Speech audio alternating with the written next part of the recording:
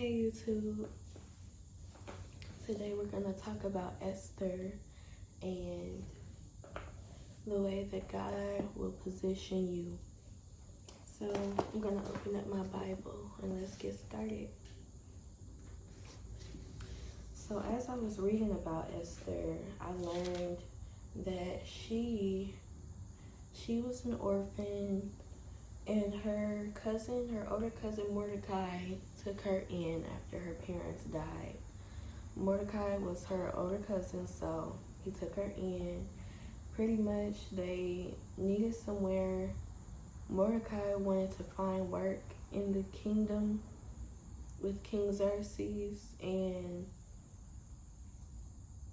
Mordecai had a plan on getting Esther to marry the king just so that she can have a better position, right? So the message is God will position you. So let me just read a little bit of it.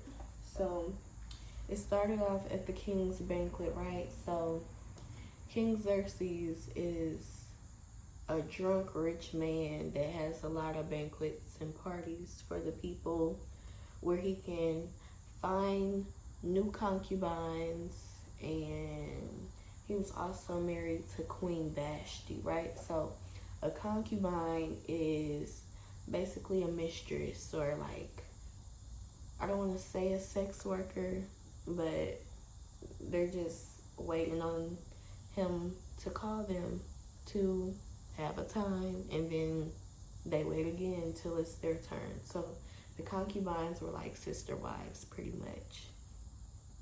Queen Vashti was the main, okay? She was the wife, the queen. So there was a night where King Xerxes, he reigned over 127 provinces, stretching from India to Ethiopia. So he was over a lot, okay? And at that time, Xerxes ruled, I'm not sure if I'm saying his name right, but he ruled his empire from his royal throne at the fortress of Susa. In the 3rd year of his reign, he gave a banquet for all his nobles and officials. So one thing about King Xerxes, he didn't mind showing appreciation to who deserved it. He didn't mind giving people their props, right? So basically, King is having this banquet, and like I mentioned, he is a drunk king, so he can have his cake and eat it too, right? So when it came to the banquet, he wanted Queen Vashti to come down to the banquet and be shown off in front of all his royal men and friends, right? Queen Vashti, let's see where she was.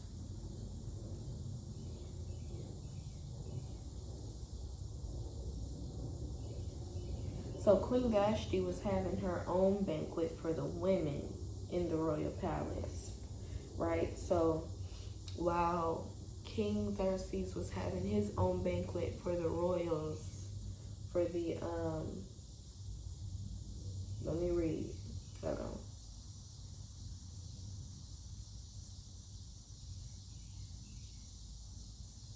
He had a banquet for all his nobles and officials. So while he was having the banquet for his nobles and officials, Queen Vashti was having her banquet for the women in the royal palace. So that probably included the concubines and just probably the maidens, the women that cleaned or cooked or whatever was being done, that the women were doing. So basically, King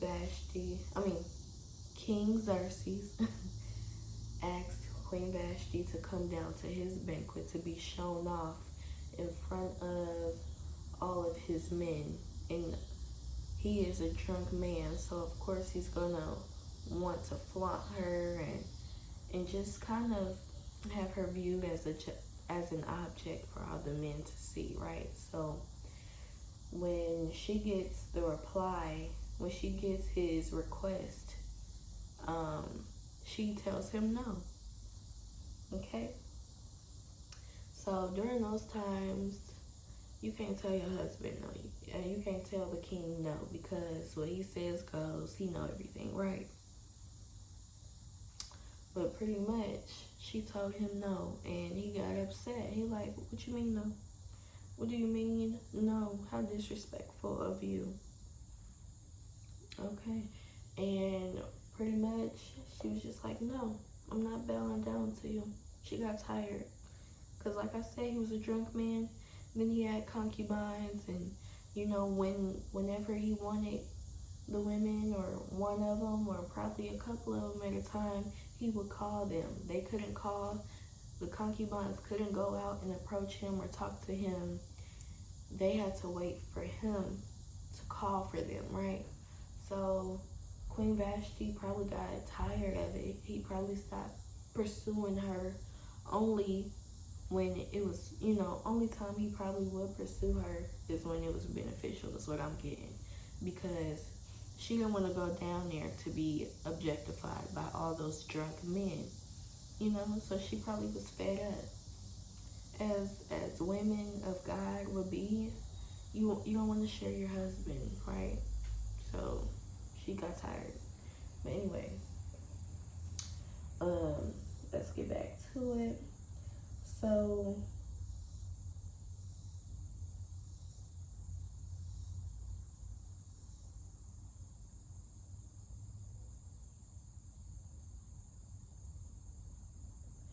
I'm going to read. It's going to say, verse 10, it says, I'm in chapter 1, verse 10. Okay, so on the 7th day of the feast, when King Xerxes was in high spirits because of the wine, he told the 7 eunuchs who attended him, and all their names are here, to bring Queen Vashti to him with the royal crown on her head.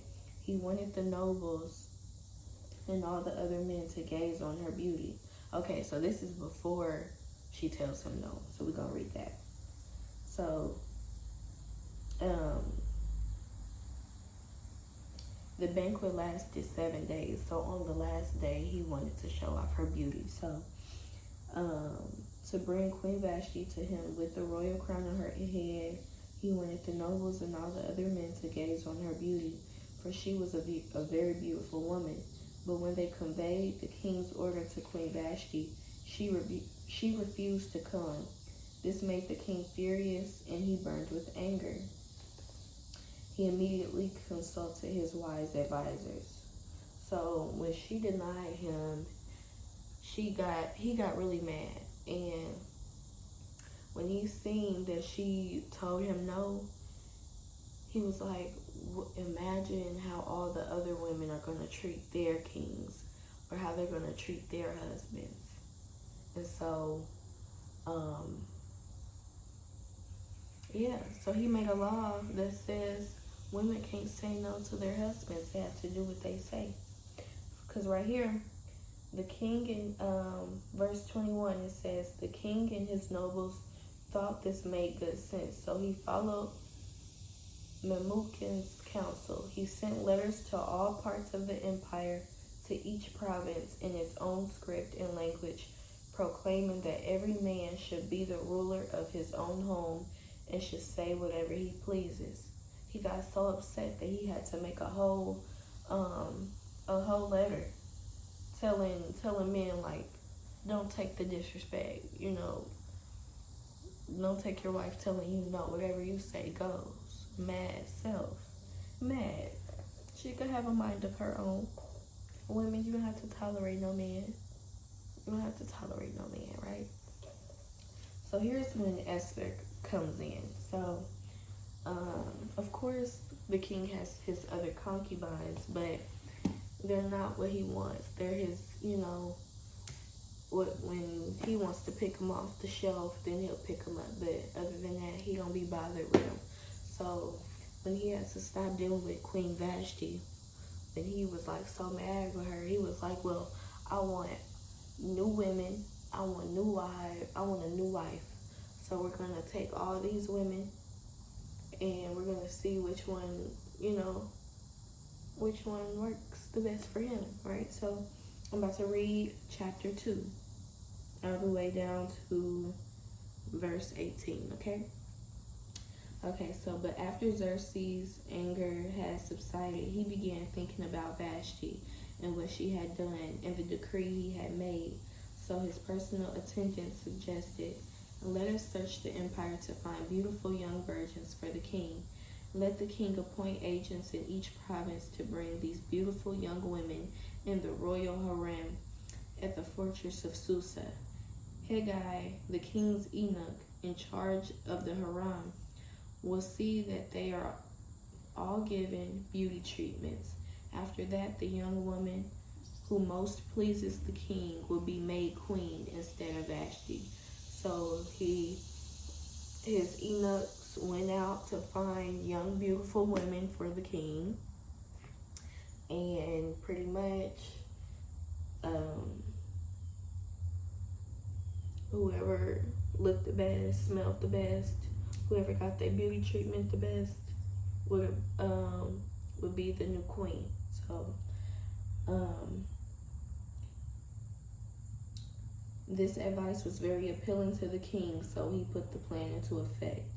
At that time, there was a Jewish man in the fortress of Susa whose name was Mordecai, son of Jair.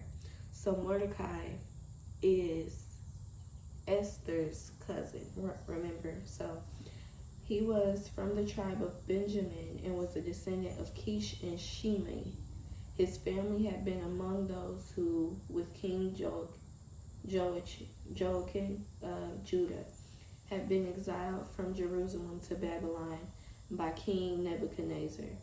This man had a very beautiful and lovely young cousin, Hadassah, who was also called Esther. Okay.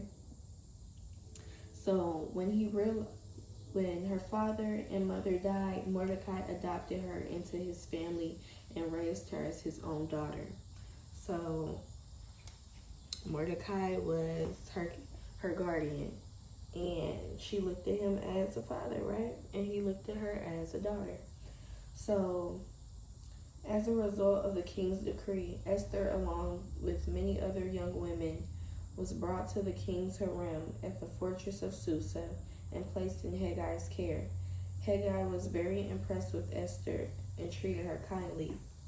Haggai was a eunuch, so one of the officials in the kingdom, right? He quickly ordered a special menu for her and provided her with beauty treatments. He also assigned her 7 maids specifically chosen for the king's palace, and he moved her and her maids into the best place in the harem. Esther had not told anyone of her nationality and family background because Mordecai had directed her not to do so. They were Jewish, and King Xerxes was, hopefully they tell us, y'all, because I don't know. But every day Mordecai would take a walk near the courtyard of the harem to find out about Esther and what was happening to her. Because Esther was being prepared, King Xerxes was probably looking at her, seeing if she was worthy of being the new wife. She had to take time away, beauty treatments, the maids helping her prepare, all of that for the king, right? So before each young woman was taken to the king's bed, she was given the prescribed 12 months of beauty treatments, 6 months with oil of myrrh, followed by 6 months with special perfumes and ointments. When it was time for her to go to the king's palace, she was given her choice of whatever clothing or jewelry she wanted to take from the harem. That evening, she was taken to the king's private rooms, and the next morning, she was brought to the second harem, where the king's wives lived. So the king already had wives. He already had wives, but they on the shelf. They trophies that he show off when he feel like it, okay? Don't let no man do you like that, ladies, because you are a prize. You deserve to be celebrated daily, all day, loved on, cared for. So make sure that you know that, pour into yourself, and be like, yes, I'm that girl. I am a queen without a king, okay? And when you know that, the right one gonna come. I'm waiting on my king. That better not have no other queens, because I don't know nothing about that. Okay? But anyway,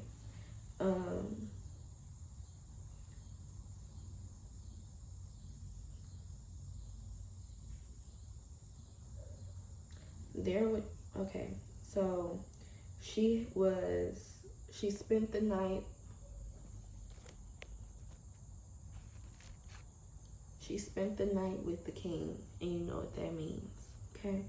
So after she spent the night with him, she was able to go where the other wives were. She was now being picked to be one of his wives, right? So there she would be under the care of Shashgaz, the king's eunuch in charge of the concubines. She would never go to the king again unless he had especially enjoyed her and requested her by name. So unless the king, like I was saying, unless the king really enjoyed his time with the concubines and wanted to get something from them, you know what I'm saying? Then only he will call them to be with him. Only he could call them to be in a room with him, if you know what I mean. If he wanted to enjoy them,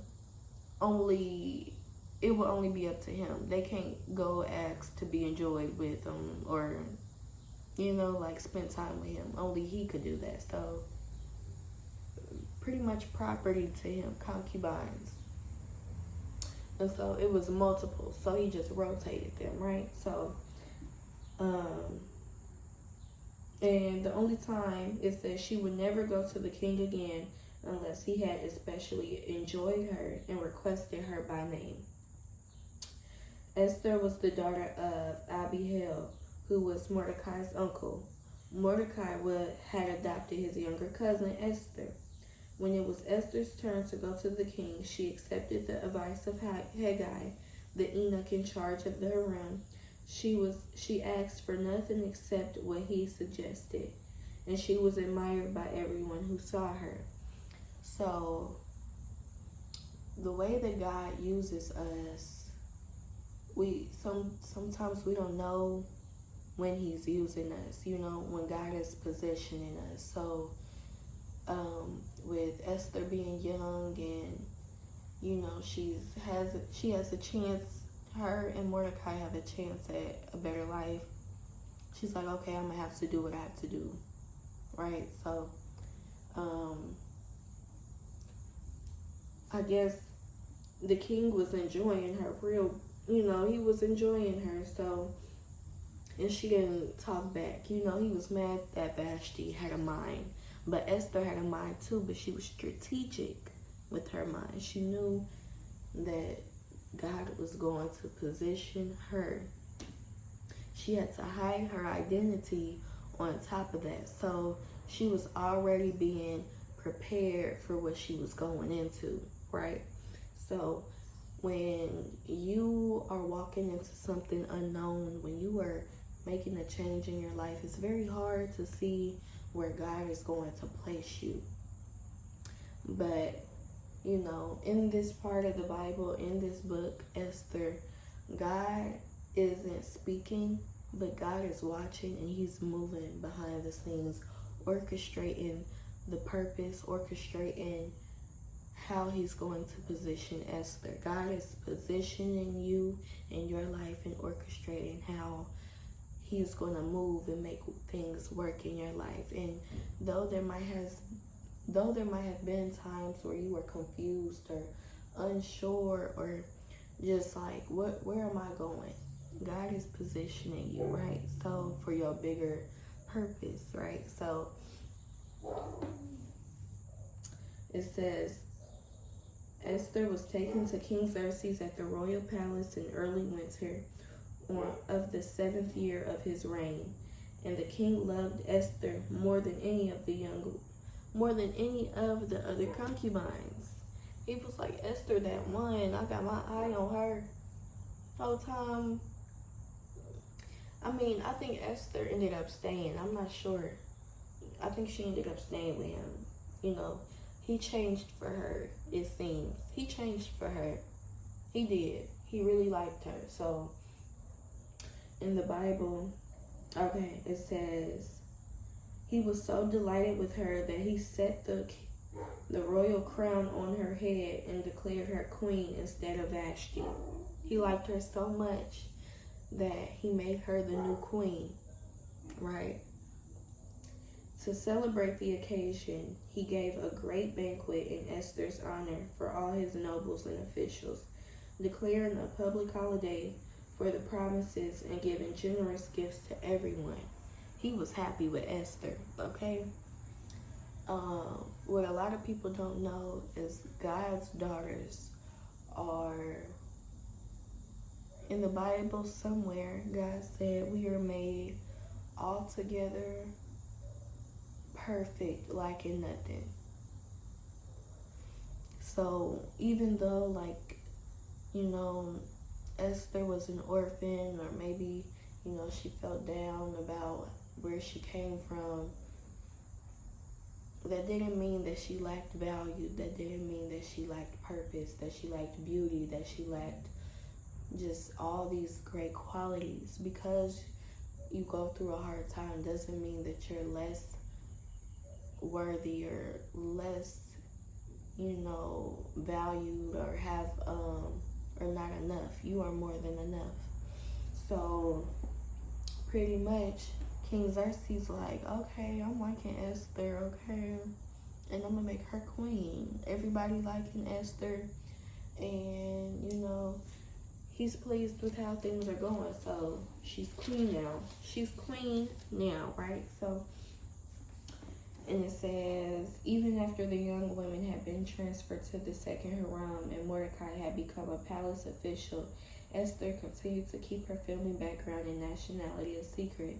She was still following Mordecai's directions just as she did when she lived in his home. One day, as Mordecai was on duty at the king's gate, two of the king's eunuchs, Bigthana and Teresh, who were guards at the door of the king's private quarters, became angry at King Xerxes and plotted to assassinate him. So, two of King's eunuchs wanted to kill Xerxes because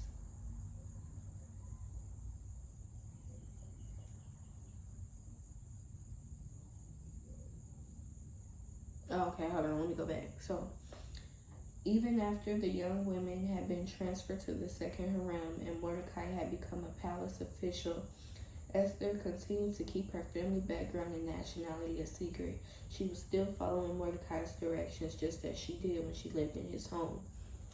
They knew that they were about to get a better life. They were getting higher up in position. So they was like, okay, we're not gonna mess up a good thing, right? So basically, when things started changing, yeah, they got mad.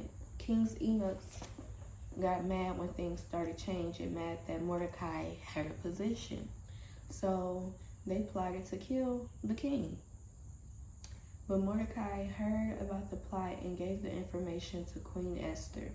She then told the king about it and gave Mordecai credit for the report.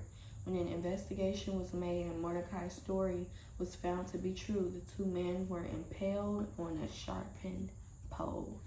They weren't playing back then, okay? They was not playing back then.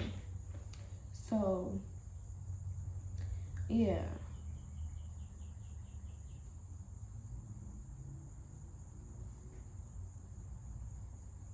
Let me see.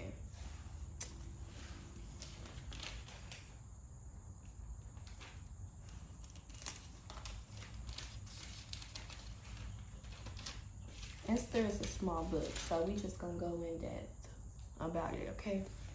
Alright, so sometime later, King Xerxes promoted Haman, son of Hammedatha, the Agagite, over all the other nobles, making him the most powerful official in the empire.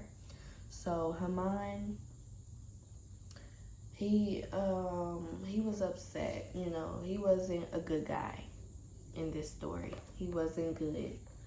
But we're gonna watch how God positions him, because he thought he was doing something, working for the enemy. But we're gonna save that, okay? Save that. So Haman, he gets all this great power, and all the king's officials would bow down before Haman to show him respect whenever he passed by, for so the king had commanded. But Mordecai refused to bow down and show him respect. Mordecai knew he wasn't a good man. Mordecai said, I'm not, who are you? You know, coming up here thinking you're doing something, who are you? You know, so then the palace officials at the king's gate asked Mordecai, why are you disobeying the king's command? They spoke to him day after day, but still he refused to comply with the order. So they spoke to Haman about this to see if he would tolerate Mordecai's conduct, since Mordecai had told them he was a Jew. See, Mordecai, he wasn't playing. He didn't care. He like, I still got a position. I'm still positioned. And that's how you got to walk when you walking with God. Know that you still positioned, okay? Regardless of what it look like, you are still positioned. So, then, let me see. When Haman saw that Mordecai would not bow down or show him respect, he was filled with rage. He had learned of Mordecai's nationality, so he decided it was not enough to lay hands on Mordecai alone. Instead, he looked for a way to destroy all the Jews throughout the entire empire of Xerxes. So Haman was the person in this book that wanted to cause harm on a lot of people. He was the enemy in this story. Pretty much, a lot of people would think that, oh, I have a certain amount of power, so I can do what I want with it.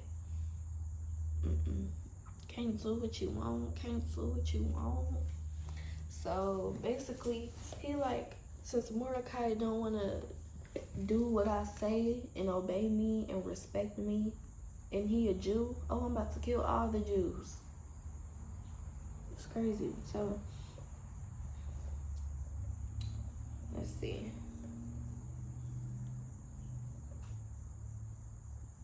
So in the month of April, during the 12th year of King Xerxes' reign, lots were cast in Haman's presence to determine the best day and month to take action. And the day selected was March 7th, nearly a year later. Then Haman approached King Xerxes and said, there is a certain race of people scattered through all the provinces of your empire who keep themselves separate from everyone else. Their laws are different from those of any other people, and they refuse to obey the laws of the king. So it is not in the king's interest to let them live. If it please the king, issue a decree that they be destroyed, and I will give 10,000 large sacks of silver to the government administrators to be deposited in the royal treasury. So, pretty much,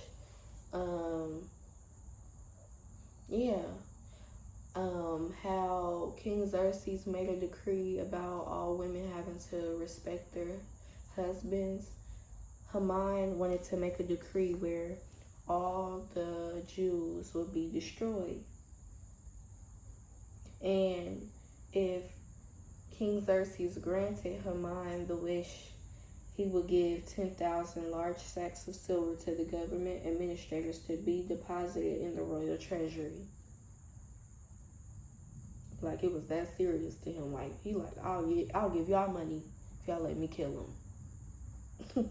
But anyway, the king agreed, confirming his decision by removing his signet ring from his finger and giving it to Haman, son of Hammedatha, the Agagite, the enemy of the Jews. The king said, "The money and the people are both yours to do with as you see fit." So when it comes to the king, he's a drunk man. So he don't care what happens. If he gives you a position of power, he thinking, "Oh, okay, I trust you with whatever you're doing. So go ahead and do it. Go ahead. Go ahead." He didn't know Esther, his wife, was a Jew as well. So you loving your wife and you enjoying her and everybody love her, he gonna be upset. So you know what I'm saying? We about to see what happened. So on April 17th, the king's secretaries were summoned and a decree was written exactly as Haman dictated. It was sent to the king's highest officials, the governors of the respective provinces, and the nobles of each province, in their own scripts and language. The decree was written in the name of King Xerxes and sealed with the king's signet ring. Dispatches were sent by swift messengers into all the provinces of the empire, giving the order that all Jews, young and old, including women and children, must be killed, slaughtered, and annihilated on a single day. This was scheduled to happen on March 7th of the next year. The property of the Jews would be given to those who killed them. A copy of this decree was to be issued as law in every province and proclaimed to all peoples, so that they would be ready to do their duty on the appointed day. At the king's command, the decree went out by swift messengers, and it was also proclaimed in the fortress of Susa. Then the king and Haman sat down to drink, but the city of Susa fell into confusion. Okay? Because the only reason why Haman wanted to kill all the Jews was because one Jew, Mordecai, didn't want to show him no respect. But, respect is to be earned. And he ain't earned that respect. He thought he was big and bad coming in the palace because he got this position. He better than everybody, right? He being mean to everybody, right? He abusing his power, right? So, Mordecai, I'm not dealing with that. I'm not tolerating that, right? So when it came to when it came to Haman trying to see, oh, you don't want to respect me, so I'm about to kill all of y'all. So everybody in Susa, what's going on? This is sudden for what? Why y'all about to kill them for what? They ain't even doing nothing. You know what I'm saying? Bothering the people. So everybody was confused, and of course, King and Haman sat down to drink. Like I said, the king wasn't worried about what he just signed up for, because he I trust him. I put him in his position. He not tripping.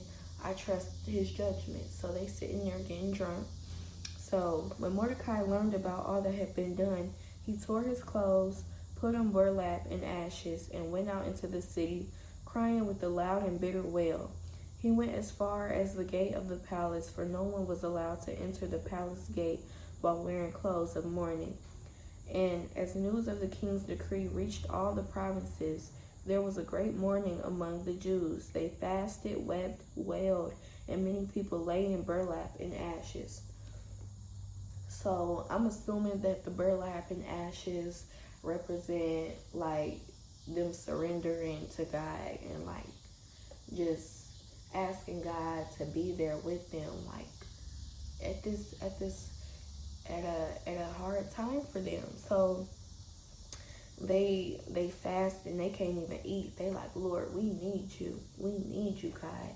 And when God's children cry, he hears us and he makes sure that we're okay. And he loves us. So whenever we going through something, I know that hopefully that y'all can put y'all testimony, or maybe just say how you can remember a time when God brought you out of something that you didn't think you was going to get out of. Because I know there was a time where I was Lord, how am I going to get through this? Okay, I can remember a time in high school. I was in my first relationship. It lasted about 2.5 years. And it was my junior year and my senior year. in my senior year is when. Okay, so when um, when the Jews found out about how they were about to die and be killed, when they found out about how they were about to die and be killed, they went and started fasting, weeping, and praying. When Queen Esther's maids and eunuchs came and told her about Mordecai, she was deeply distressed. She sent clothing to him to replace the burlap, and he refused it. Then Esther sent for Hathach, one of the king's eunuchs who had been appointed as her attendant. She ordered him to go to Mordecai and find out what was troubling him and why he was in mourning. So Hathach went out to Mordecai in the square in front of the palace gate. Mordecai told him the story, including the exact amount of money Haman had promised to pay into the royal treasury for the destruction of the Jews. Mordecai gave Hathach a copy of the decree issued in Susa that called for the death of all Jews. He asked Hathach to show it to Esther and explain the situation to her. He also asked Hathach to direct her to go to the king to beg for money and plead for the people. So Hathach returned to Esther with Mordecai's message. Then Esther told Hathach to go back and relay this message to Mordecai. All the king's officials and even the peoples in the provinces know that anyone who appears before the king in his inner court without being invited is doomed to die unless the king holds out his gold scepter. Nobody could see the king unless the king asked to be accompanied by them. So then Esther told, Mordecai sent this reply to Esther. Don't think for a moment that because you're in this palace, you will escape when all other Jews are killed. If you keep quiet at a time like this, deliverance and relief for the Jews will arise for some other place, but you and your relatives will die. Who knows if perhaps you were made queen for such a time like this. So here is the time when God is about to position Queen Esther. Esther was thinking that, I just have somewhere to live. I just have a better position.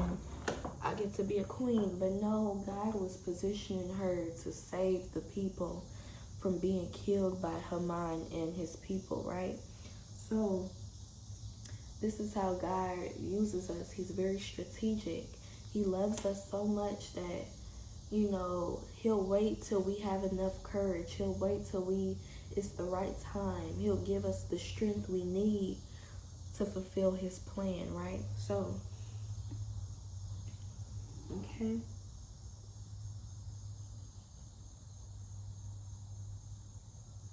Then Esther sent this reply to Mordecai. Go and gather together all the Jews of Susa and fast for me.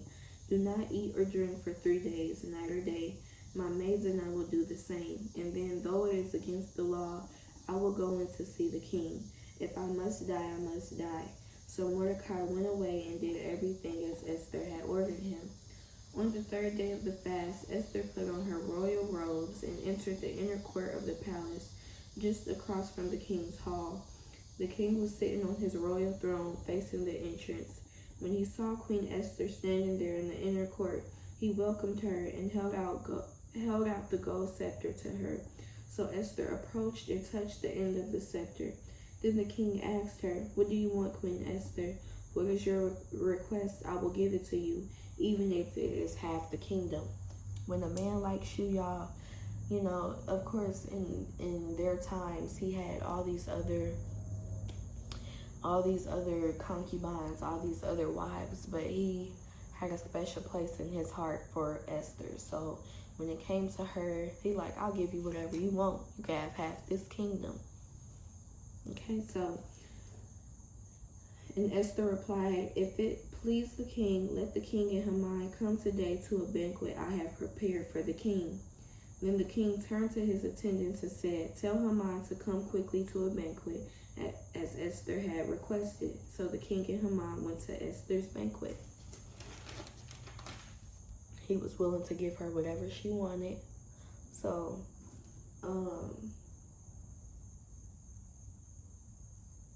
the first banquet they had, they just sat and drank, and the king said to Esther, "Now tell me what you really want. What is your request? I will give it to you, even if it is half the kingdom." Again, he like, "I'll give you whatever you want. Just let me know. Say the word. Say the word." He like, "It ain't nothing." So, pretty much, Haman was a happy man as he left the banquet. But when he saw Mordecai sitting at the palace gate, not standing up or trembling nervously before him, Haman became furious. However, he restrained himself and went on home. Mordecai did not have the spirit of fear. God does not give us the spirit of fear. So when it comes to anything that's challenging, when somebody is coming around you trying to intimidate you, you are supposed to stay strong and faithful and know that God did not give you the spirit of fear. He did not give you the spirit to be afraid. So don't be afraid. So Haman, he got a plan to kill Mordecai. So Haman was a happy man as he left the banquet. Okay, I'm rereading.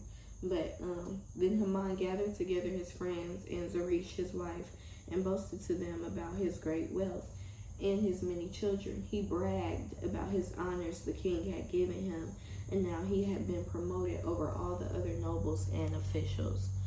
So Haman bragging, telling everybody, oh, how he's so much better than everybody. Like I was telling y'all, when you be boasting and you too cocky and you think, oh, yeah, I'm better than you, God can take it away like that, okay? So he thinking he better than everybody. He and his wife face like, yeah. He and his homies face like, yeah, I'm better than all of y'all. I'm better than all of y'all. Like, you know, when you around somebody that's in your face boasting and cocky, it's irritating. Like, who do you think you are? Like, always be confident in yourself, always. But don't boast and be cocky, because as quick as God can give you something, like I said, he could take it away like that. He could take it away with a snap. So, basically, Haman was around. When he seen Mordecai, he told his family, like, yeah, I seen Mordecai again, and he didn't want to bow down to me again. He ain't want to give me my respect again. So I want to put him on the pole and impale him. And I'm going to give him a big pole. The pole was this sharpened pole that stands 75 feet. So it's this big pole that Haman want to put Mordecai on, because Mordecai not paying him no attention. So, okay, I'm about to kill you. That's crazy. But, okay, but we about to get to the real part. Okay, this that part where God say, sometimes you gotta pop out and show niggas. Sometimes you gotta pop out and show niggas. So, it says, that night the king had trouble sleeping, right? Okay, so before that, Haman told his homies, like, we about to go set up this pole and we gonna have it waiting for Mordecai. So that night, the king had trouble sleeping. So he ordered an attendant to bring him the book of the history of his reign, so it could be read to him. In those records, he discovered an account of how Mordecai had exposed the plot of Bigthana and Teresh. When Bigthana and Teresh was trying to come up against the king, Mordecai heard that they was trying to kill the king. And Mordecai told the king, like, hey, they trying to kill you. Soon as the king heard that, both of them got killed and impaled on the pole. So, King Xerxes in the bed, he can't sleep. He thinking about Mordecai. He like, he saved my life, right? He saved my life. So, yeah, he thinking about that. And, the king asking the two eunuchs, what reward or recognition did we ever give Mordecai for this? The king asked. His attendants replied, nothing has been done for him. And "Who is that in the outer court?" the king inquired. As it happened, Haman had just arrived in the outer court of the palace to ask the king to impale Mordecai on the pole he had prepared. So, Haman had already set up this, he already set up the pole for Mordecai. Haman did that. And Haman was waiting to tell the king, waiting outside the court. So the attendants replied, "Haman is out in the court. Bring him in," the king said. He ordered. So Haman came in, and the king said, "What should I do to honor a man who truly pleases me?" This is where God is funny, y'all. God is funny. He knows what be going on. Okay, so the king like, "What should I do to honor a man who truly pleases me? Who truly has saved my life? What should I do for a man like that?" So Haman thought to himself, he thinking that the king talking about him, about to reward him even more. But nah, he talking about Mordecai. So Haman thought to himself, "Whom would the king wish to honor more than me?" So he replied, "If the king wishes to honor someone, he should bring out one of the king's own royal robes, as well as a horse that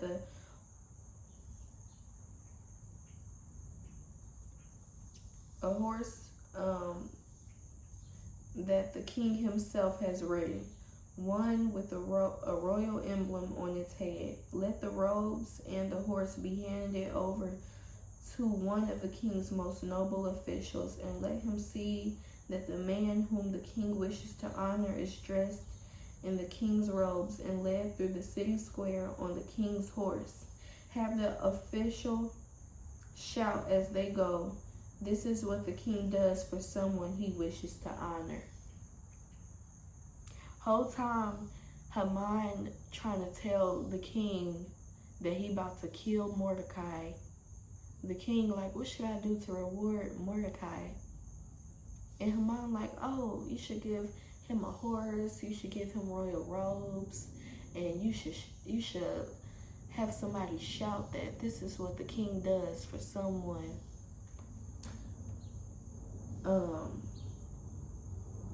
he wishes to honor." So the king said, "Excellent. Quick, take the robes and my horse, and do just as you have said for Mordecai the Jew, who sits at the gate of the palace. Leave out nothing you have suggested." See how God did that? God said, "Oh, you about to kill him? He ain't even do nothing, but he don't owe you no respect. And now you about to go around and parade him like the king he is, okay?" And Haman had to do just that, and he had to suck that pain up and do just what the king told him to do. And sometimes in life is gonna humble you when you are too cocky, when you think you better than somebody, when you think that, "Oh, I'm gonna get away with this." God said, okay, then now I'm about to show you. So Haman took the robes and put them on Mordecai, placed him on the king's own horse, and led him through the city square, shouting, "This is what the king does for someone he wishes to honor." That is so funny. Like God said, okay, don't play with him. What you thought you was gonna play with him? Don't play with him.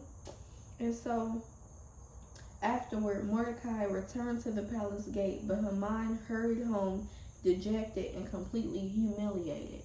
And that's what he get, because who he thought he was, thinking he big and bad and about to tell Mordecai to bow down to him. Nah, now you bow down. Okay, I know that's right. And basically, when Haman told his wife Zeresh and all his friends what had happened, his wise advisors and his wife said, "Since Mordecai, the man who has humiliated you, is of Jewish birth, you will never succeed in your plans against him. It will be fatal to continue opposing him." While they were still talking, the king's eunuchs arrived and quickly took Haman to the banquet Esther had prepared. So Haman about to be going through it. He already going through it.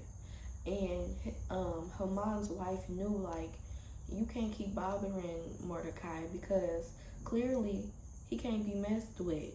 So you keep messing with him, you gonna mess around and find out. And let's keep reading, okay? So the king and Haman went to Queen Esther's banquet. On this second occasion, while they were drinking wine, the king again said to Esther, "Tell me what you want, Queen Esther. What is your request? I will give it to you, even if it is half the kingdom." This is the king's third time saying that. You know, 3 times a charm. So you know he's trying to charm his wife. Like, "I'll give you anything, babe. I'll give you anything." So the king and Queen Esther replied, "If I have found favor with the king, and if it pleases the king to grant my request, I ask that my life and the lives of my people will be spared. For my people and I have been sold to those who will kill, slaughter, and annihilate us. If we had merely been sold as slaves, I could remain quiet, for that would be too trivial a matter to warrant disturbing the king." So Queen Esther was like, "I know that I cannot go without saying something, because back then, if they was just sold into slavery, they know that they could get free eventually. But all of them about to get killed, she like, oh, nah, we can't be having that." So who would do such a thing? King Xerxes demanded. He like, who about to play with my wife? Who about to do that? But you know what? When we read, King Xerxes signed off on Haman. King Xerxes signed off on Haman making this decree, setting out this letter, setting out this time for him to kill all these Jews. You know, so King Xerxes like, who would do such a thing? Who would be so presumptuous as to touch you? Esther replied, "This wicked Haman is our adversary and our enemy." Haman grew pale with fright before the king and queen. Then the king jumped to his feet in a rage and went out into the palace garden. Haman, however, stayed behind to plead for his life with Queen Esther, for he knew that the king intended to kill him. In despair, he fell on the couch where Queen Esther was reclining, just as the king was returning from the palace garden. So let's go back, because y'all see the flowers? Yeah. But yeah, so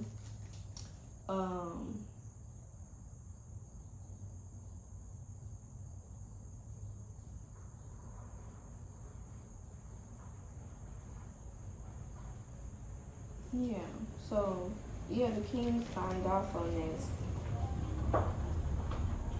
but he acting like he don't know. So yeah. Then the king exclaimed, "Will he even assault the queen right here in the palace before my very eyes?" And as soon as the king spoke, his attendants covered Haman's face, signaling his doom. Then Harbona, one of the king's eunuchs, said, "Haman has set up a sharpened pole that stands 75 feet tall in his own courtyard." Okay, so the eunuchs knew that Haman had his own, was trying to kill Mordecai, basically.